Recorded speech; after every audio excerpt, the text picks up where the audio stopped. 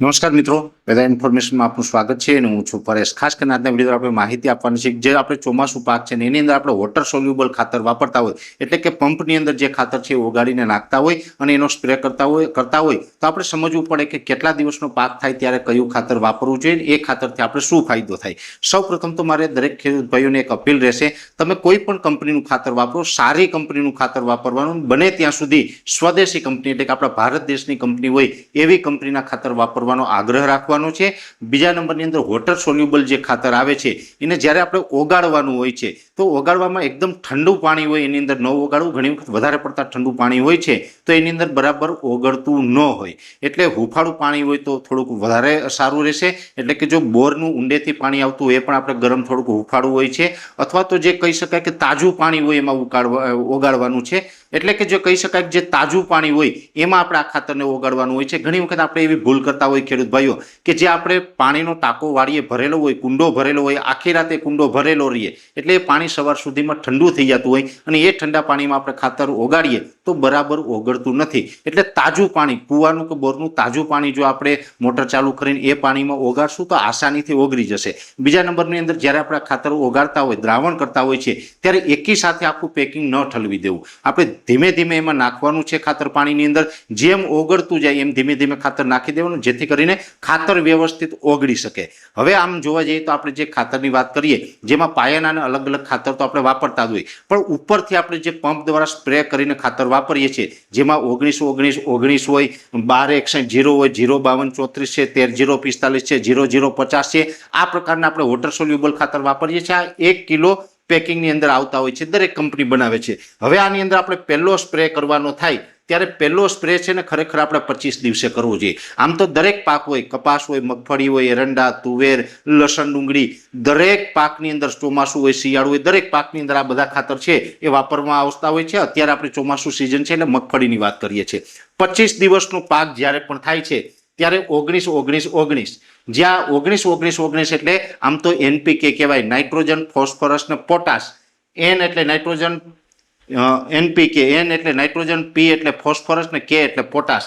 NPK છે એ 19-19-19 આની અંદર આવતું હોય છે ને એ 19-19-19 છે, આ ત્રણેય ગ્રેડ છે આપણે છંટકાવ કરીએ જ્યાં વોટર સોલ્યુબલ ખાતર આવે છે એ છંટકાવ કરવાથી પાકને આપણે સંતુલિત પોષણ મળે છે, વૃદ્ધિ વિકાસમાં પણ શરૂઆતના સમયે જે જરૂર હોય તેમાં સારો એવો ફાયદો કરે છે અને 25 દિવસ આસપાસ, 2-3 દિવસ કે 4 દિવસ આગળ પાછળ ચાલે પણ 25 દિવસ આસપાસ આપણે આ ખાતરનો આપણે વપરાશ કરવો જોઈએ।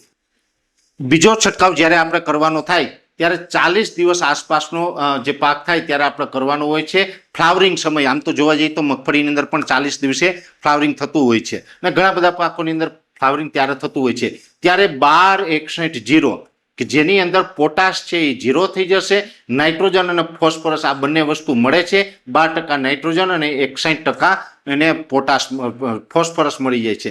પણ એની સાથે આપણે બોરોન અલગથી એ પણ વોટર સોલ્યુબલ 1 કિલો પેકિંગની અંદર મળતું હોય છે, એ પણ દરેક કંપની બનાવે, ત્યારે 12-61-0 ની સાથે બોરોન ખાતર છે એ આપવામાં આવે તો સારું રહે છે।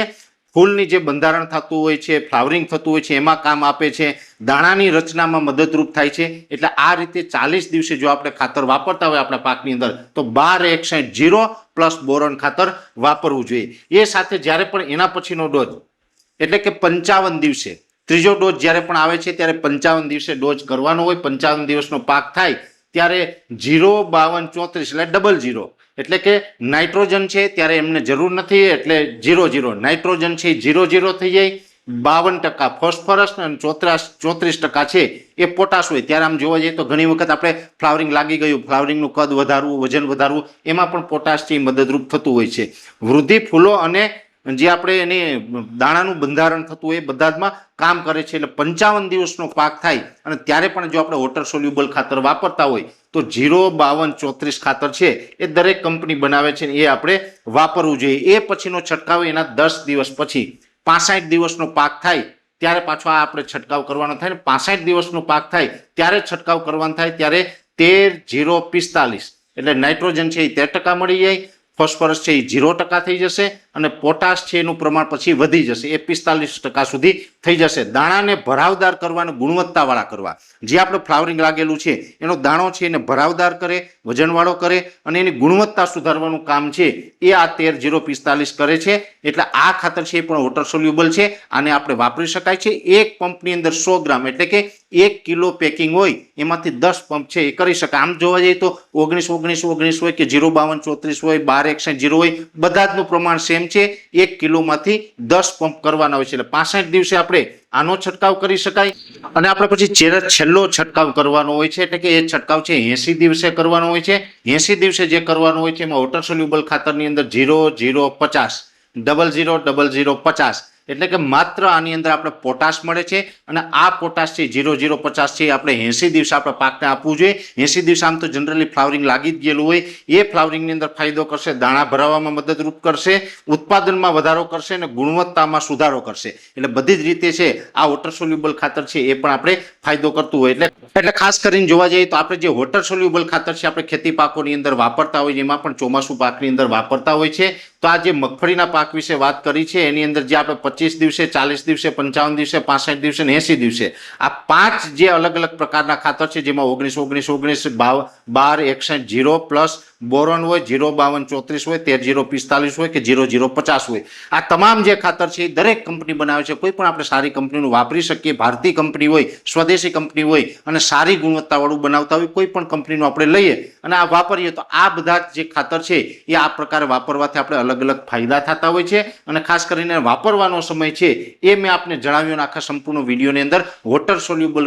ખાતર વિશેની જે માહિતી આપવાનો પ્રયત્ન કર્યો છે. આમ દરેક ખાતર છે એ 1 કિલો પેકિંગની અંદર આવે છે. 1 કિલોમાંથી 10 પંપ કરવાના, એટલે કે એક પંપે 100 ગ્રામ જવું જોઈએ. અને પાકની અવસ્થા પ્રમાણે પંપ છે એ કરવા જોઈએ. નાનો પાક હોય તો આપણે 2 થી 2.5 પંપ કરતા હોય, મોટો પાક થાય તો 3 પંપ કરીએ, અને પાકનો બહુ ગ્રોથ વધારે થાય તો 4 કે 4.5 પંપ પણ આપણે કરવા પડે. એટલે એ પ્રકારે આપણે જો આ વોટર સોલ્યુબલ ખાતર છે એ આપણા પાકોની અંદર વાપરીએ તો આપણા પાકની અંદર આપણે સારી ક્વોલિટી વાળું, ઉચ્ચ ગુણવત્તા વાળું અને વધુ ઉત્પાદન આપણે લઈ શકીએ છીએ. અને વધુ ઉત્પાદન લીધું હોય, સારી ગુણવત્તા હોય તો આપણે માર્કેટની અંદર 2 પૈસા વધારે કમાઈ શકાય છે. એટલે જે વોટર સોલ્યુબલ ખાતર વિશેની જે સંપૂર્ણ માહિતી હતી એ આજના વિડીયોની અંદર મેં આપવાનો પ્રયત્ન કર્યો છે. વિશેષ માહિતી છે નેક્સ્ટ વિડીયોમાં આપવામાં આવશે.